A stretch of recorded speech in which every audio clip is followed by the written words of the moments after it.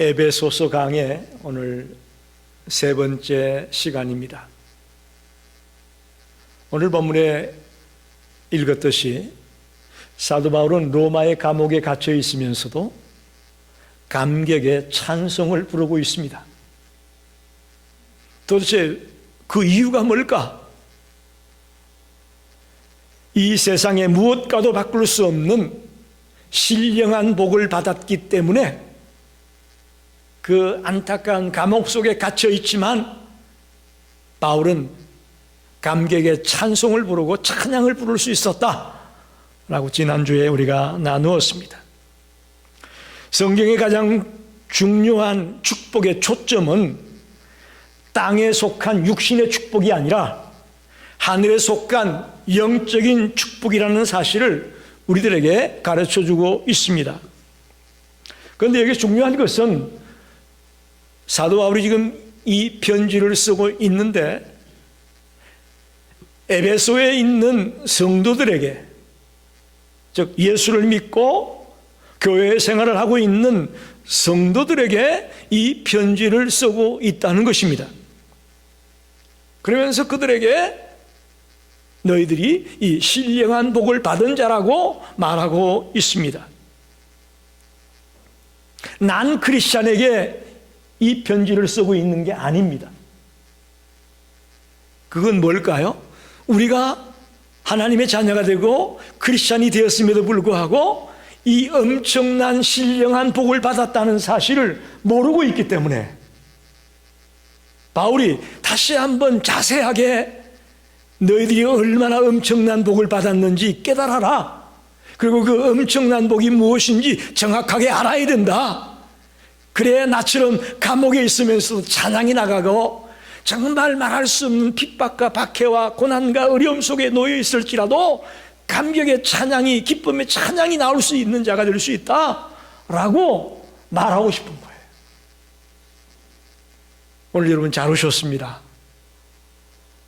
내가 얼마나 엄청난 영적인 복을 받았고 신령한 복을 받은 자인지를 교회에 다니면서도 잘 모르고 다녔다면 오늘 이 말씀을 듣는 중에 정확하게 내가 바울이 받았던 그 신령한 복을 나도 받았구나, 나도 그 감격을 놓치지 말아야 되겠구나 하는 이런 결단과 다짐이 있게 되기를 간절히 축원합니다. 단도직입적으로 신령한 복이 뭐냐고 저에게 묻는다면 여러분이 예수 믿고 구원받은 것입니다. 에게 그겁니까? 라고 말할지 모르겠지만 신령한 복이, 그렇게 감격스러운 복이 뭐냐? 허물과 죄로 말미암아 죽었고 정말 끝난 인생, 희망이 없는 인생인 우리가 구원받았다는 것, 우리에게 영생이 예비되어 있다는 것, 바로 이것이 우리에게 말하고자 하는 신령한 복의 핵심입니다. 한번 묻습니다. 여러분 구원받았습니까? 그 정도 가지고는 구원받은 것 같지가 않아요. 아멘! 정말 내가 죽었던 내가 주님 때문에 살림을 받았고 구원을 받았고 영생을 받았다는 확신에 찬 아멘이 여러분과 저의 대답이 되기를 원합니다. 오늘 본문에 보면 죄인 하나를 구원하기 위해서 성부 하나님, 성자 하나님, 성령 하나님, 삼위의 하나님께서 함께 역사해서 한 영혼을 구원하는 걸 보게 됩니다. 놀랍죠? 4절에서 6절에는 성부 하나님이 구원에 대한 마스터 플랜을 세웁니다. 구원에 대한 모든 계획들을 성부 하나님이 세우십니다. 7절로 12절에는 성자 예수님이 그 하나님이 계획을 세운 대로 실제적으로 구원의 일에 뛰어듭니다. 그게 바로 십자가 사건이죠. 그리고 13절, 14절에는 성령 하나님이 우리 사람들의 마음을 움직이고 우리를 이끌어 주어서 무가치한 우리 인간들이 구원을 받고 하나님의 자녀가 되도록 인을 치고 보증을 해주는 그런 역사를 하고 있습니다. 성부 하나님, 성자 하나님, 성령 하나님, 삼위 하나님이 우리 한 사람 한 사람을 구원하기 위해서 함께 사역하고 있고 함께 일하고 있음을 성경이 밝혀주고 있습니다. 이제 오늘 저는 이 말씀을 가지고 보물찾기를 하듯이 도대체 이 삼위의 하나님이 우리에게 주는 축복이 무엇인지, 신령한 복의 그 내용물이 무엇인지, 막연하게 신령한 복 그렇게 말하지 말고 신령한 복의 그 내용이 뭐냐 하는 것을 진지하게 찾아가 보기를 원합니다. 첫째는 성부 하나님이 베풀어주는 선택의 복이 있습니다. 한번 따라합시다. 성부 하나님이 베푸시는 선택의 복. 4절로 6절에 나오는 말씀인데 4절을 읽어보겠습니다. 곧 창세전에 그리스도 안에서 우리를 택하사 우리로 사랑 안에서 그 앞에 거룩하고 흠이 없게 하시려고 라고 말합니다.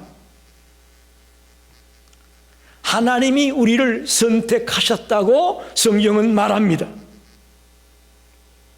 선택이란 의미에서 가장 중요한 것은 단순히 내 행동이나 내 노력이나 내 의지에서부터 구원이 시작된 것이 아니고 하나님이 나에 대한 구원의 계획을 세우고 하나님이 먼저 찾아오고 그래서 하나님이 이 우리를 놀라운 구원의 자리로 인도했다고 말하고 있는 것입니다. 하나님이 먼저 나를 선택함으로 구원을 시작했다는 사실을 말하고 있습니다. 여러분, 예수 믿고 나서 나 같은 것이 어떻게 예수 믿게 됐을까라는 고민해 본 적 있나요? 저는 그런 고민을 해봤습니다. 어떻게 나 같은 것이 예수를 믿게 됐을까? 나처럼 불교 집안에 아무도 믿는 사람이 없는 그런 생짜배기 집안에서 내가 어떻게 과연 예수를 믿게 됐을까라는 그런 질문을 던지고 고민을 했던 적이 있습니다. 내 공로 때문일까? 내가 착해서일까? 내가 노력을 했으일까? 아무리 생각해도 그건 아닌 것 같습니다. 저는 하나님의 은혜로 또 하나님의 선택으로 나 같은 자가 예수를 만나고 예수를 믿을 수 있게 되었다라고 고백할 수밖에 없습니다. 이 자리에 모인 우리 모두가 내가 잘나서 내가 남들보다 착하기 때문에 내가 남들보다 좋은 일을 많이 하기 때문에 내가 예수 믿게 됐다고 착각하지 마시고 정말 전적으로 하나님의 은혜로 하나님의 선택으로 내가 주님을 만나게 되었다는 것을 꼭 깨닫고 돌아가길 바랍니다. 선택의 시작이 언제냐? 창세전에 시작했다고 말합니다. 선택의 이유는 뭐냐? 하나님이 우리를 사랑하셔서 선택했다고 말합니다. 할렐루야. 하나님은 지금도 여러분을 너무나 사랑하고 있음을 믿습니다. 그걸 깨닫지 못했다면 오늘 예배 드리고 가기 전까지 꼭 깨닫고 돌아가기 바랍니다. 하나님이 나를 무지하게 사랑하고 있구나. 하나님의 사랑을 우리가 발견하고 깨달아야 됩니다. 그 선택의 방법은 뭐냐? 그리스도 안에서 우리를 택했다고 말합니다. 예수 그리스도 안에서 우리를 선택하셨습니다. 중요한 것은 선택의 목적입니다. 마지막에 거룩하고 흠이 없게 하시려고. 여러분, 이게 중요합니다. 우리는 구원받았다는 그것에만 머물기 쉬운데 주님은 그냥 맹목적으로 우리를 건진 게 아닙니다. 거룩하고 흠이 없게 살아가기 위해서 우리를 택하고 우리를 당신의 자녀로 삼으셨습니다. 성화라는 표현 들어봤죠? 성화. 정말 이제 거룩한 삶을 살아가게 하려고 우리를 택했다고 성경은 분명하게 밝히고 있습니다. 쉽게 말하면 우리의 구원 사건은 십자가 사건보다 훨씬 이전부터 시작되고 있었다는 것입니다. 할렐루야. 우리는 예수님의 십자가 그것에서 우리의 구원의 문제가 풀리기 시작했다고 생각하는데 아니에요. 창세 이미 하나님은 계획을 가지고 우리를 사랑하고 구원의 일을 시작하셨다는 것을 보여주고 있습니다. 그러니까 이제 우리가 어떤 사람이 주님을 믿겠다고 고백하고 돌아오는 걸 볼 때 우리는 어떻게 생각해야 되느냐? 하나님이 창세전에 저분을 사랑하셔서 선택하셨는데 이제 때가 되어서 저분이 주님께로 돌아와서 주님을 믿게 되었구나 라고 보는 것이 정확하게 보는 겁니다.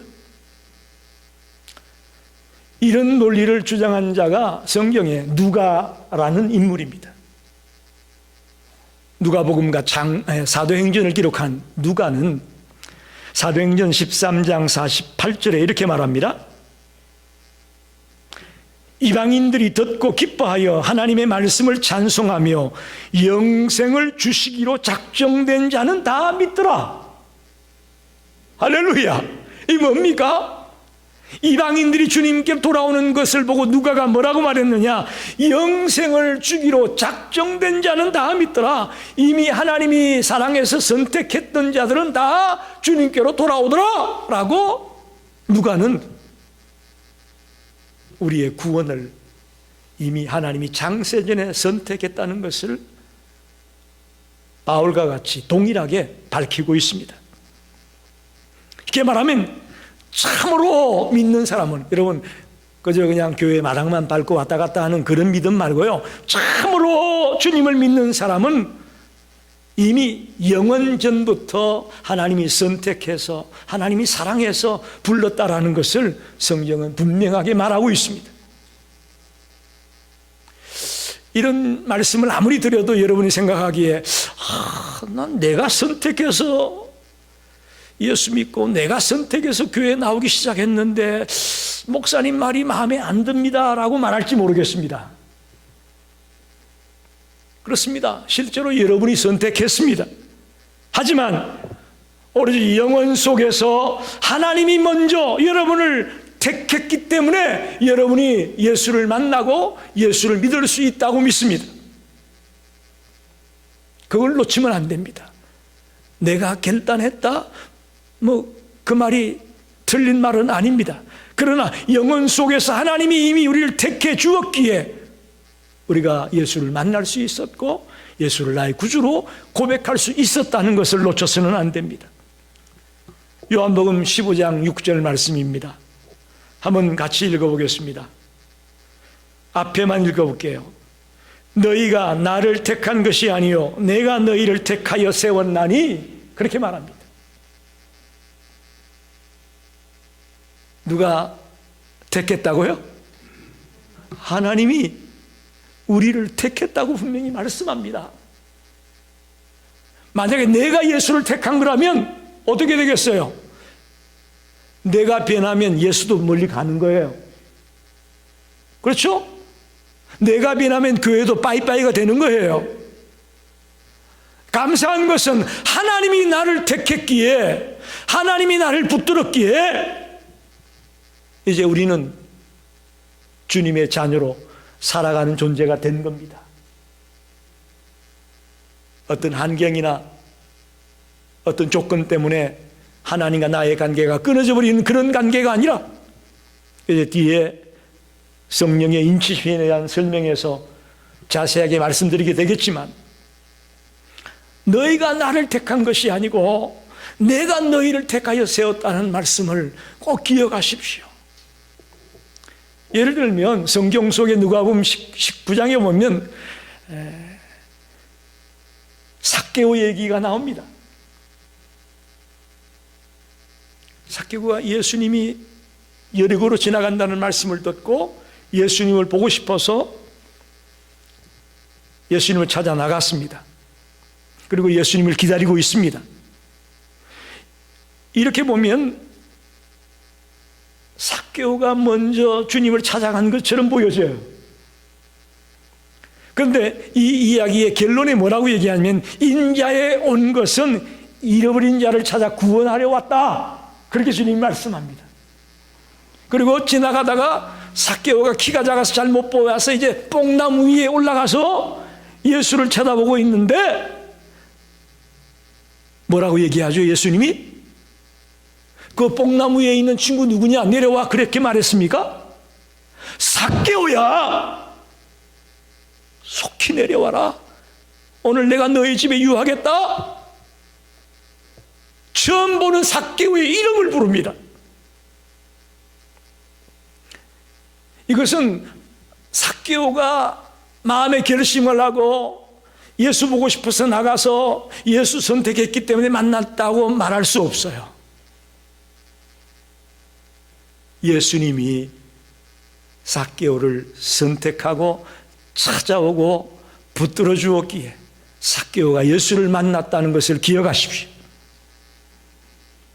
한마디로 말하면 우리가 믿는 것은 하나님의 선택 때문에 믿는 겁니다. 여러분 믿습니까? 하나님의 선택 때문에 저와 여러분이 하나님의 자녀가 된 겁니다. 우리의 구원의 출발점이 어디냐? 하나님의 선택에서부터 출발되는 겁니다. 하나님은 우리가 선택하기 전에 먼저 우리를 선택하셨습니다. 이게 성부 하나님이 베푸시는 선택의 복입니다. 오늘 우리가 받은 복 중에 성부 하나님이 베풀어주는 선택의 복을 받았다는 것을 꼭 기억하기를 바랍니다. 두 번째는 성자 하나님이 베풀어주는 구속의 복이 있습니다. 구속의 복. 7절을 보겠습니다. 우리는 그리스도 안에서 그의 은혜의 풍성함을 따라 그의 피로 말미암아 속량 곧 죄의 사함을 받았으니 라고 말합니다. 그리스도의 피로 말미암아 속량 곧 죄의 사함을 받았다. 이 개역 개정 성경에는 속량이라는 말로 표현이 되어 있는데 옛날 개역 성경에는 구속이라는 말로 표현되고 있습니다. 영어로는 리뎀션이라고 하죠. 리뎀션. 우리가 예수 그리스도로 말미암아 받은 축복은 구속의 복입니다. 죄 사함의 복입니다. 그 당시 로마 제국에는 엄청난 큰 도시였죠. 로마는 600만 명이 노예였다고 말합니다. 우리가 옛날 그 로마 시대 영화 보면은 얼마나 많은 노예들이 다닙니까? 그죠? 뭐 음식 나누는 사람, 청소하는 사람, 앞에서 뭐 춤추는 사람, 뭐 그야말로 시민들은 몇 명 없고 전부 다 노예 같아요. 그만큼 로마에는 노예가 많았습니다. 자유를 잃어버린 노예들이 판을 쳤습니다. 이것을 보면서 얼마나 비극인가 바울은 느꼈을 것입니다. 그런데 그보다 더 무서운 것이 뭐냐? 죄악의 노예로 사는 거라는 거예요. 몸이 주인에게 억압돼서 노예로 살아가는 것도 불편하고 힘들지만 그보다 더 힘든 게 뭐냐? 죄악의 노예로 살아가고 있는 것이 가장 비참하고 가장 안타깝다고 바울은 보고 있습니다. 가장 무서운 비극이 뭐냐? 우리가 죄의 노예로 지내는 것, 가장 큰 비극이다. 그래서 이 죄의 노예로부터, 죄의 종으로부터 노임을 받는 것, 해방을 받는 것, 그걸 바울은 구속이다, 속량이다, 이렇게 말하고 있습니다. 구속이라는 말은 쉽게 말하면 값을 치르고 다시 사오는 걸 말합니다. 헬라어로 아폴리트로시스라고 말하는데, 아폴리트로시스라는 말은 값을 주고 노예를 사서 그를 끌고 와서 너는 이제부터 자유인이다 라고 선언해 주는 것을 말합니다. 여러분, 이게 구속이에요. 어떤 분이 말하기를 이 세상은 노예 시장과 같다고 말합니다. 어떤 노예? 죄의 노예. 동감하십니까? 이 세상은 노예 시장과 같다. 죄의 포로가 되고 죄의 노예가 된 사람들이 살고 있는 이 세상 속에 그들을 풀어주기 위해서 예수님이 찾아오셨다고 말합니다. 죄로 말미암아 죄의 대가가 사망이죠. 죄의 삭은 사망이라고 했습니다. 사망받을 수밖에 없고 또 심판받을 수밖에 없는 이 안타까운 노예들에게, 이 죄의 노예들에게 예수 그리스도가 찾아왔습니다. 그리고는 십자가 위에서 피를 쏟아내심으로 우리의 죄를 속량하셨습니다. 그리고는 그 예수를 회개하고 믿는 자들에게는 이제 너는 자유인이다, 이제 너는 해방되었다 라고 선언해 주십니다. 할렐루야. 전에도 말씀을 드렸지만 여러분이 100불을 주고 옷을 하나 샀다고 합시다. 그러면 이거 얼마짜리야 물으면 뭐라 그래요? 100불짜리야. 차를 한 대 샀는데 3만 불에 샀습니다. 그러면 이거 얼마짜리야? 3만 불짜리야. 그럼 여러분과 저는 얼마짜리일까요? 뭐 과학자들은 뭐 말들을 합디다. 뭐를 팔면 얼마, 뭐를 팔면 얼마, 뭐 해서 인간이 얼마짜리라 그렇게 말하는데, 그러나 성경적으로 볼 때는 우리가 얼마짜리일까요? 우리는 예수님짜리입니다. 할렐루야. 아멘입니다. 예수님이 자신을 내어놓음으로 우리가 해방을 얻었고 자유를 얻었습니다. 구원을 얻었습니다. 그러니 우리는 이제 예수님짜리로 살아가야 됩니다. 그만큼 귀하다는 거예요. 그만큼 가치 있는 존재라는 거예요. 할렐루야. 아이, 나 같은 게 뭐 하겠어라고 자기를 너무 비하하고 자기를 낮추지 마시고, 나는 예수님짜리야. 나는 귀한 존재야. 나 때문에 예수님이 돌아가셔서 이제 내가 예수님처럼 가치 있는 삶을 살아야 될 거야 라는 그런 결단이 있어야 됩니다. 그게 예수님짜리로 사는 거예요.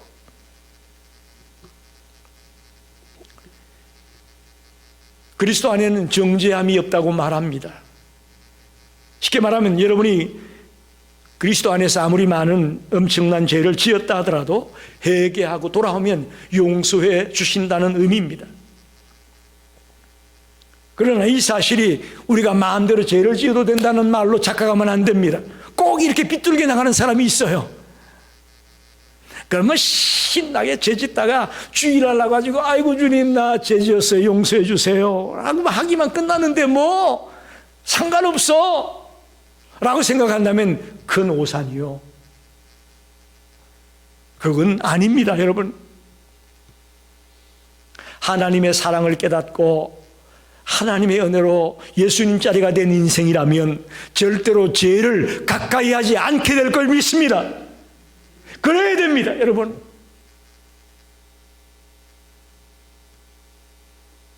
로마서 8장 1절 2절 말씀을 봅니다. 그러므로 이제 그리스도 예수 안에 있는 자에게는 결코 정죄함이 없나니, 할렐루야. 예수 안에 있는 자에게는 정죄함이 없다고 말합니다. 이는 그리스도 예수 안에 있는 생명의 성령의 법이 죄와 사망의 법에서 너를 해방하였습니다. 할렐루야. 우리는 주님께서 우리를 구속해 주심으로 우리가 죄로부터 자유하게 되었고 해방을 얻게 되었다고 분명하게 밝힙니다. 우리는 하나님의 사랑하는 자녀입니다. 그렇기 때문에 그분 앞에 나와서 우리의 죄악을 고백하고 우리의 허물을 고백하고 회개할 때에 주님은 얼마든지 우리를 용서하고 깨어나 주실 수 있음을 믿습니다. 그래서 이 구속의 축복, 성자 예수님이, 성자 하나님이 우리에게 베풀어주는 축복은 구속의 축복이다. 자기를 십자가에 내어놓음으로 우리를 죄에서 자유함을 얻고 이제 하나님의 자녀로 살아가게 해주는 이 구속의 축복을 주었다는 것을, 그걸 내가 받았다는 것을 꼭 믿고 살아가기를 축원합니다. 마지막 하나는 성령 하나님이 베풀어주는 인치심의 복이 있습니다. 13절 14절을 봅니다. 그 안에서 너희도 진리의 말씀 곧 너희의 구원의 복음을 듣고 그 안에서 또한 믿어 약속의 성령으로 인치심을 받았으니 이는 우리 기업의 보증이 되사 그 얻으신 것을 구속하시고 그의 영광을 찬미하게 하려 하심이라. 이렇게 말합니다. 하나님의 말씀을 듣고 그 말씀을 믿는 순간 약속의 성령으로 인치심을 받았다, 그렇게 말합니다. 인친다는 게 뭐죠? 도장 찍는 겁니다. 지금 미국은 도장이 거의 필요가 없죠. 다 사인으로 통하지만 아직도 한국은 그 인감 도장이라는 거 굉장히 무섭지 않습니까? 도장 찍는 걸 말합니다. 우리가 말씀을 듣고 그 말씀을 믿으면 그 순간 성령님이 우리를 도장을 찍어준답니다. 뭘로? 하나님의 자녀라는 도장을 찍는 거예요. 이제 너는 하나님의 것이야 라고 도장을 찍는 거예요. 내가 너와 끝까지 함께 할 거야 라고 도장을 찍어주는 거예요. 보증이다. 보증 쓰는 건 무섭지 않습니까? 우리 옛날 어르신들 보면 보증 잘못 써가지고 집안이 온통 어려움을 당하는 걸 많이 보게 됩니다. 보증인이 되어주겠다는 거예요. 성령님이. 좀 더 쉽게 이 인친다는, 도장 찍는다는 말을 네 가지로 설명을 드리겠습니다. 첫째는 소유의 의미가 있습니다. 소유. 처음에 제가 신학교에 가서 이제 책을 사게 됐어요. 신학 서적들을 사게 되면서 친구들 가운데 유행했던 게 뭐냐면 도장을 새기는 거예요. 누구누구의 장서, 그리고 뭐 신약이냐 구약이냐 뭐 윤리냐 철학이냐 이게 분리를 하게 되고 몇 건째다 번호를 쓰게 되고 이게 도장을 새겼어요. 그게 친구들 간에 유행이었어요. 책을 사면 그 도장을 칵 찍어가지고 신학 분야에 몇 건이다 사인을 딱 하고. 무슨 얘기예요? 도장 찍는다는 건 소유의 의미가 있는 겁니다. 성령님이 우리에게 인쳤다. 이제 우리는 누구 거다? 하나님의 소유가 되었다는 겁니다. 할렐루야. 저와 여러분은 하나님의 소유가 되었습니다. 즉 하나님이 우리를 알고 하나님이 우리를 붙들고 있다라는 의미가 되는 거죠. 저와 여러분이 성령이 베푸는 복으로 인치심을 받음으로 이제 우리는 하나님의 소유가 되었음을 믿으시기 바랍니다. 이게 대단한 겁니다. 하나님의 소유가 된 걸 누가 건드리겠어요? 두 번째는 안전의 의미가 있습니다. 안전. 여러분 도장을 찍어서 이제 내게 됐는데 그러면 내 거를 지킵니까? 안 지킵니까? 지키죠. 누가 가져갔으면 여기 봐라. 여기 내 도장 있지 않냐? 이거 내 거야. 줘. 안전의 의미가 있습니다. 우리가 성령을 통해 인치심을 받게 되면 이제 성령님이 나와 함께 계시고 나를 보호하고 나를 지키고 나를 인도해 주십니다. 그래서 안전합니다. 또 하나는 에베소서 4장 30절에 이렇게 말합니다. 하나님의 성령을 근심하게 하지 말라. 그 안에서 너희가 구속의 날까지 인치심을 받았다. 구속의 날, 즉 재림의 날까지 이 성령님이 인친 것이 유효하다는 거예요. 도장을 찍었는데 얼마 뒤에 뭐 소용없이 되는 게 아니라 한 번 도장을 찍으면 재림의 날까지 이게 유효하다라고 말합니다. 내가 예수를 만나는 날까지, 주님 앞에 서는 그 날까지 이 성령의 인치심이 유효함을 믿으시기 바랍니다.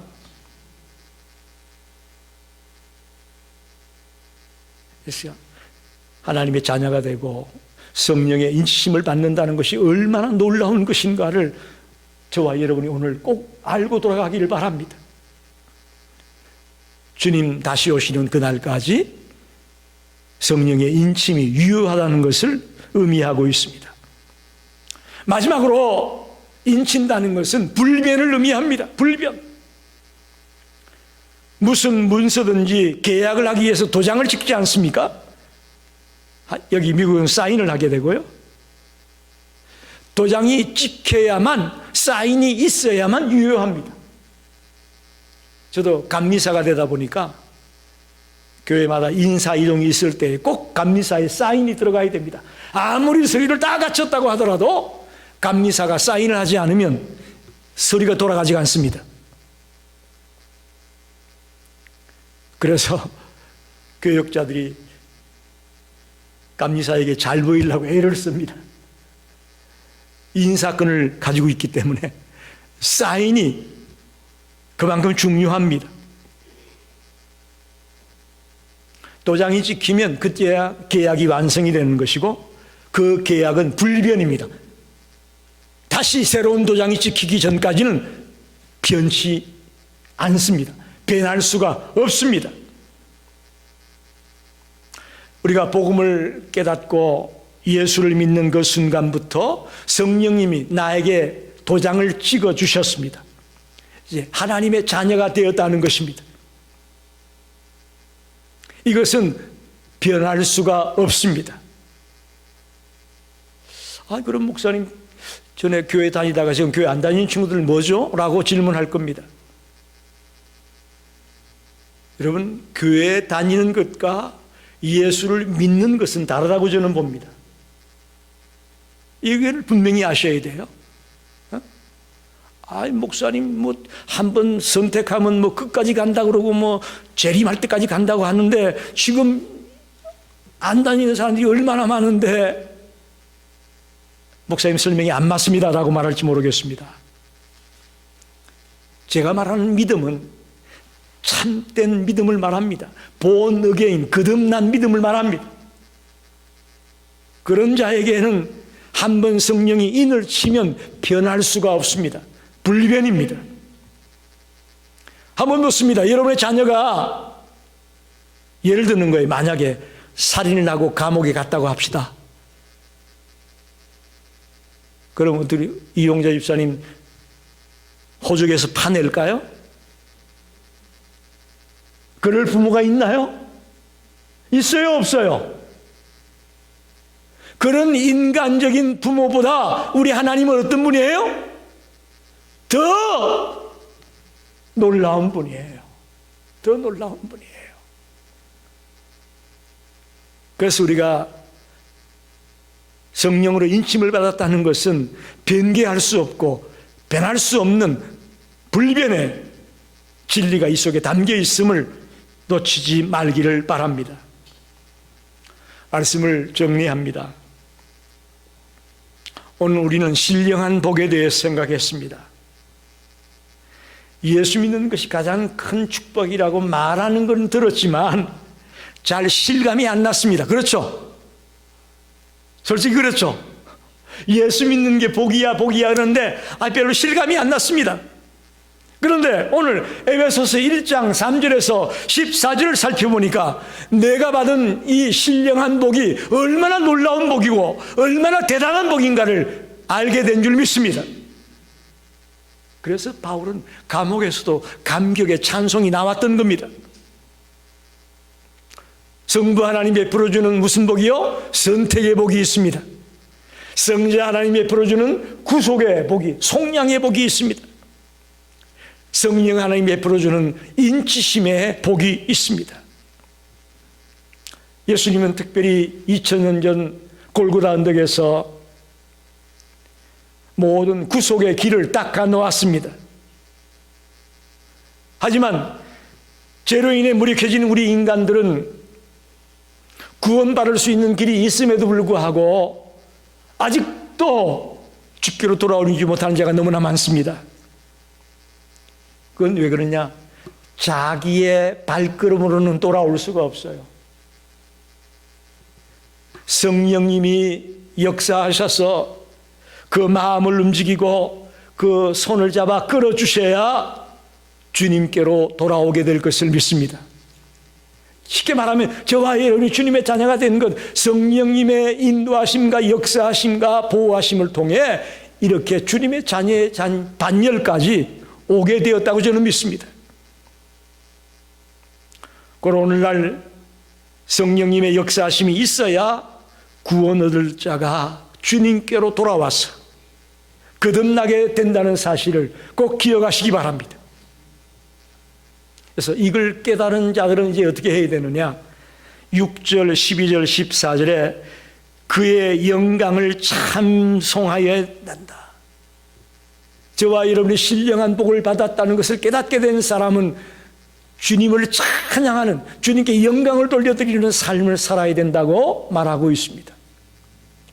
이제 오늘부터 이 신령한 복을 받은 사람답게 주님의 영광을 찬양하며 찬송하며 남은 생을 살아가게 되시기를 간절히 축원합니다. 기도합니다.